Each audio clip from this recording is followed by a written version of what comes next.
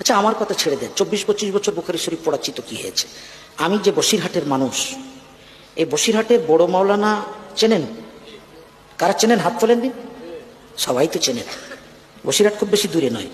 বসিরহাটের বড় মাওলানা আল্লামা রুহুল আমিন রহমাতুল্লাহ আলাইহি, উনি ছিলেন যুগশ্রেষ্ঠ মুহাদ্দিস, হানাফি মাযহাবের ব্যারিস্টার, মস্ত বড় ফকিহ।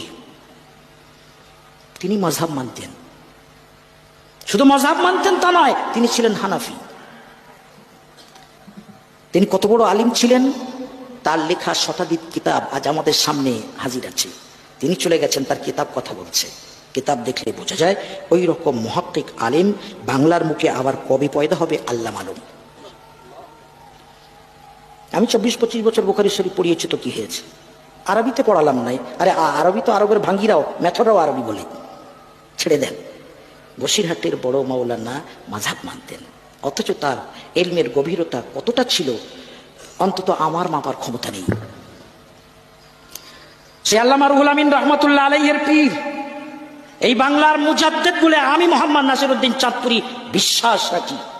জামানার মুজাদ্দিদ, যার জাহিরি বাতিনি ইলমের কোনো পরিচয় দেওয়ার প্রয়োজন নেই। আজ আমি মোহাম্মদ নাসিরউদ্দিন চাঁদপুরি যদি